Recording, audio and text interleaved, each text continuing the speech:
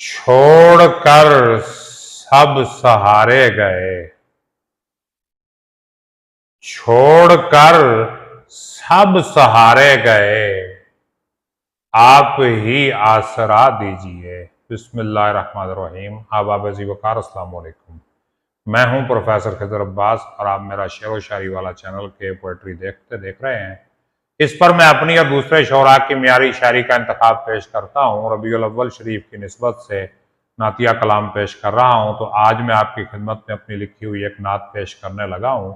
खुद भी सुनिए, दूसरों को भी सुनाइए और कमेंट करके बताइए कि आपको कैसी लगी। तो अर्ज करता हूं, अब ज़ियारत करा दीजिए, शहर तैबा दिखा दीजिए।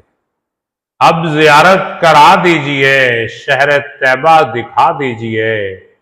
कितनी दुश्वार हैं दूरियां, या रसूल अल्लाह, कितनी दुश्वार हैं दूरियां, फासले सब मिटा दीजिए।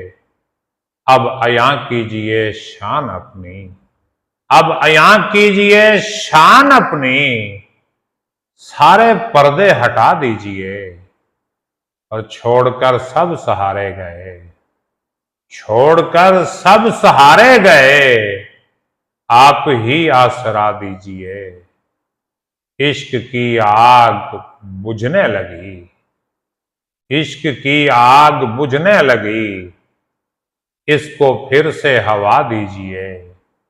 अब ज़ियारत करा दीजिए, शहर तैबा दिखा दीजिए।